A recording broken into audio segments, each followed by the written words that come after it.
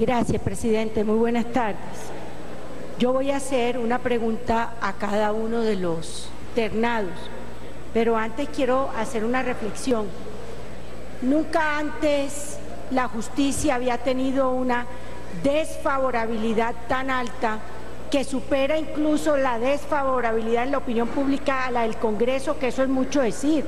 Hoy el 80% de los colombianos tiene una imagen negativa, desfavorable de la justicia colombiana, con lo cual lo lleva a uno a pensar que en un Estado de Derecho la justicia es esa sal que le da ese soporte a la institucionalidad, pero se ha perdido esa credibilidad, entre otras cosas, por las denuncias de corrupción que ha habido. Segundo, por el desconocimiento en el caso del plebiscito y la votación y la decisión de la Corte Constitucional. Y en tercer caso, porque sienten politizada la justicia. Con base en ese antecedente, los tres hablaron de la importancia de la independencia de la justicia como órgano del poder público. Yo quiero entonces hacerle la primera pregunta a la candidata Diana Fajardo, para lo cual yo le pediría a la ternada que sí, para cuando me dé su respuesta me mira, porque me parece una falta de educación que en el caso del senador Ernesto Macías no le miró siquiera la cara para darle la respuesta, y uno también habla con sus expresiones. Entonces no sé si era que estaba evadiendo la respuesta o que nos quiere ignorar a nuestra bancada. Entonces le agradezco que cuando me responda la pregunta me pueda mirar a la cara. ¿Y cuál es la pregunta? Yo quiero saber para usted cuál es el alcance de la ideología de género. Para un juez jurisprudencial como la Corte, ¿cuál es el alcance de la ideología de género? Esa sería la pregunta para ella, y luego, señor presidente, haría las otras dos preguntas. Gracias, presidente. Entonces senadora, ¿usted quiere entonces que empiece la doctora Diana? Sí, la primera se la hice a ella, señor Doctora presidente. Diana tiene la palabra para que le conteste a la bancada del Centro Democrático. Senadora, le pido disculpas si la bancada se ha sentido desconocida, ignorada y respetada. Realmente estoy mirando en la pantalla a los senadores, los veo mejor porque no los ubico rápidamente en sus puestos. Lamento mucho que usted se haya sentido lastimada por esta metodología que decidí utilizar. Frente a la ideología de género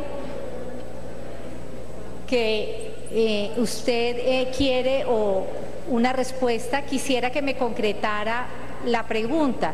Usted me está preguntando qué opino sobre lo que la Corte ha dicho, o quiere que le resuma la jurisprudencia sobre el tema. Mi pregunta fue concreta para usted. ¿Sí? ¿Cuál es el alcance del concepto de ideología de género? No más. Pues frente a esto tengo una anécdota bien interesante. Cuando participé en la Asamblea Nacional Constituyente como asesora, una de las constituyentes, María Mercedes Carranza, tomó como bandera la inclusión de una norma en la Constitución que dice algo así como que las mujeres tendremos los mismos derechos que los hombres. Realmente yo pensé que una norma constitucional en este sentido no debería existir, porque los hombres y las mujeres, ante todo, somos seres humanos que merecemos, por respeto al principio de la dignidad humana, el mismo trato, así como pasa con nuestra diversidad cultural, con los indígenas, con las negritudes, ¿cierto? Entonces, ¿qué le quiero decir al hacer referencia a esta anécdota? Que no debería haber diferencias de ningún tipo que justifiquen un trato discriminatorio frente a nadie. Esa es mi posición. Senadora, ¿quiere decir algo adicional? Segunda pregunta. Doctora Diana, que hay una segunda pregunta, para si la haces, por favor. La segunda pregunta, presidente, para el ternado Rameli, para el doctor Rameli. Doctor Rameli, la segunda pregunta es para usted, no para la doctora Diana. Gracias, presidente. La pregunta, doctor Rameli, es, como juez constitucional, ¿qué estaría dispuesto usted a sacrificar para lograr un fin? ¿Hasta dónde? ¿Y qué estaría usted dispuesto a sacrificar para lograr un fin, aunque ese fin para algunos sea la paz? Bueno, yo sí, digamos, en eso no estaría de acuerdo con Maquiavelo, de que el fin justifica el medio. Yo creo que el juez constitucional debe ser ante todo ponderado. Debe ser una persona que, tanto en lo público como en lo privado, sea una persona equilibrada, una persona justa, una persona que tenga un concepto claro de unos valores éticos que debe respetar y que en últimas debe mostrar en el ejercicio de su función pública. Entonces me parece que en últimas, siguiendo esos mismos principios éticos, yo no considero que uno por alcanzar un fin en la vida pueda hacer cualquier cosa, y menos un juez.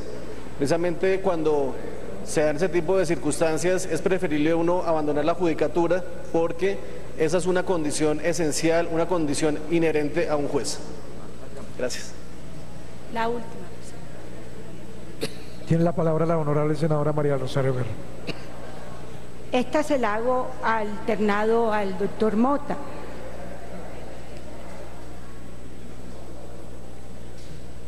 ¿Qué acciones adoptaría usted como magistrado de la Corte Constitucional para asegurar que la corrupción no llega a su despacho y al de las salas a raíz de todos estos escándalos, ya que se denuncia, incluido un 65% de los colombianos considera que hay corrupción en la justicia y cerca de un 30-35% de los empresarios dice que les ha tocado pagar para poder obtener de jueces en general una providencia? Entonces mi pregunta es, como magistrado de la Corte Constitucional, usted, ¿qué actuaciones, qué decisiones, qué controles adoptaría para frenar la corrupción? En términos generales, uno de los mecanismos que funciona con mayor eficacia, uno de los mecanismos que es más eficaz en la lucha contra la corrupción es la transparencia, la claridad y la existencia de regulaciones muy específicas sobre los asuntos que pueden generar escenarios grises.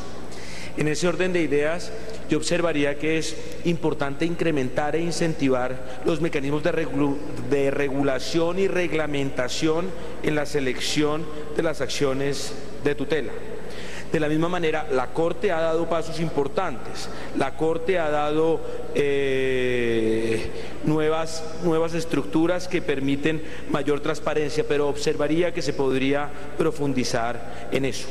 Como le digo, yo enfocaría la actividad dentro del ámbito de la publicidad total, dentro del ámbito de la transparencia, dentro del ámbito del conocimiento total de la ciudadanía de los mecanismos y procedimientos que eventualmente puedan llevarse a cabo y que faciliten y que permitan el conocer la actuación de la Corte de una manera directa. Tiene la palabra el senador Carlos Fernando Galán.